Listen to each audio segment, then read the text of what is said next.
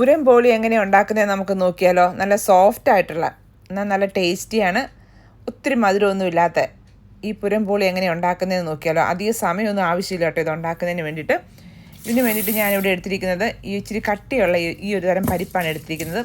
അത് നന്നായിട്ട് കഴുകി വൃത്തിയാക്കി കുക്കറിലേക്ക് ഇട്ട് കൊടുക്കാം.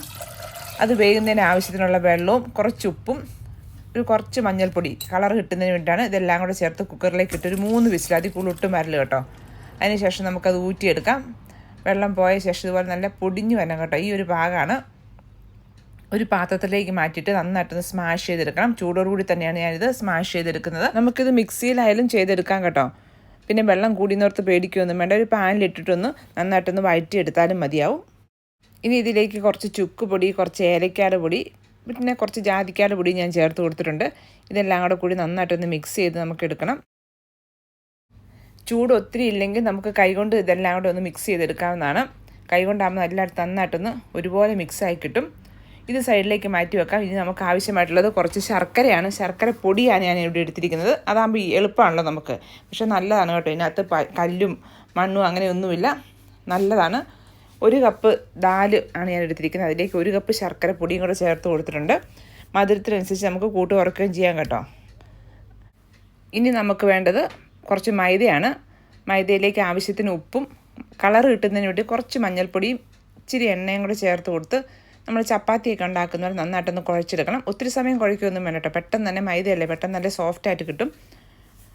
ഇതിന് ശേഷം നമുക്ക് നേരത്തെ നമ്മൾ മിക്സ് ചെയ്ത് വെച്ചിരിക്കുന്ന ഈ ദാലും ശർക്കരയും ഇത് ചെറിയ ചെറിയ ബോളുകളാക്കി ഇതുപോലെ എടുക്കുക. അതിന് ശേഷം നമുക്ക് മൈദയും ഇതുപോലെ ചെറിയൊരു ബോൾ ആക്കിയ ശേഷം നമ്മൾ കോഴിക്കോട്ടയൊക്കെ ഉണ്ടാക്കുന്ന പോലെ ചെറിയൊരു കുഴി ഉണ്ടാക്കി അതിലേക്ക് ഈ ദാലും ശർക്കരയും കൂടെ ഉള്ളത് വെച്ച് കൊടുത്തിട്ട് നന്നായിട്ടൊന്ന് കവർ ചെയ്തെടുക്കണം. നമ്മൾ ഒട്ടും പുറത്തേക്ക് ഈ ദാല് കാണില്ല, അതുപോലെ നന്നായിട്ട് വേണം കവർ ചെയ്തെടുക്കാനായിട്ട്. അങ്ങനെ ദാല് പുറത്തേക്ക് വന്നു കഴിയുമ്പോൾ നമ്മൾ പരത്തുമ്പോൾ അത് പൊട്ടിപ്പോകും. നമ്മൾ ചുട്ടെടുക്കുമ്പോൾ അത് പൊട്ടിപ്പോകാനുള്ള ചാൻസ് ഉണ്ട്. അതിനുശേഷം നമുക്ക് ചപ്പാത്തി പലക വെച്ച് ഇതുപോലെ കൈകൊണ്ട് ഇങ്ങനെ പരത്തിയെടുത്താലും മതി, അല്ലെങ്കിൽ ഫിൽറ്റർ പേപ്പർ വെച്ച് അതിൻ്റെ മേളിൽ വെച്ചിട്ട് പരത്തുവാനും മതിയാവും. ഞാനിവിടെ ചപ്പാത്തി പലക വെച്ചിട്ടാണ് പരത്തിയെടുക്കുന്നത്.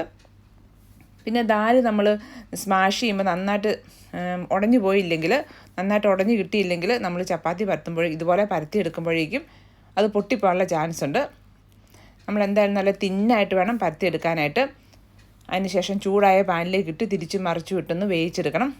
ആദ്യം നമ്മൾ എണ്ണയൊന്നും തേക്കണ്ട. ഇപ്പം നന്നായിട്ട് ഇങ്ങനെ പൊങ്ങി വരും. 2 സൈഡും പൊങ്ങി വന്നു കഴിയുമ്പോഴേക്കും നമ്മൾ അതിൻ്റെ മുകളിലോട്ട് കുറച്ച് ഗീ ഞാൻ തേച്ച് കൊടുക്കുന്നുണ്ട്. ഇനി നിങ്ങൾക്ക് ഗീയുടെ ആവശ്യമില്ല, എണ്ണയാണ് ഇഷ്ടമെങ്കിൽ എണ്ണ തേച്ച് കൊടുക്കാം. ഒന്നുമില്ലെങ്കിലും കുഴപ്പമൊന്നുമില്ല കേട്ടോ. പക്ഷേ ഗീ തേച്ച് കൊടുക്കുകയാണെങ്കിൽ ഒരു പ്രത്യേക ടേസ്റ്റാണ് കേട്ടോ. അതുകൊണ്ടാണ് ഗീ തേച്ച് കൊടുത്തിരിക്കുന്നത്. അപ്പോൾ അധികം ബുദ്ധിമുട്ടൊന്നുമില്ല ഉണ്ടാക്കാനായിട്ട്. നല്ല സോഫ്റ്റ് ആയിട്ടുള്ള ടേസ്റ്റി ആയിട്ടുള്ള ഒരു പലഹാരമാണ്. ശരിക്കും പറഞ്ഞാൽ നോർത്ത് ഇന്ത്യൻ, കേരളം വിട്ട് കഴിഞ്ഞാൽ എല്ലായിടത്തേക്കുള്ള ഫെസ്റ്റിവലിനൊക്കെ ഉണ്ടാക്കുന്ന ഒരു സാധനമാണല്ലോ ഇത്. പക്ഷേ നമുക്ക് ഉണ്ടാക്കിയെടുക്കാം, നമ്മുടെ വീട്ടിൽ തന്നെ ഉണ്ടാക്കിയെടുക്കാൻ പറ്റും. നല്ല ഈസിയാണ്. അപ്പോൾ എല്ലാവരും ഒന്ന് ട്രൈ ചെയ്ത് നോക്കണേ.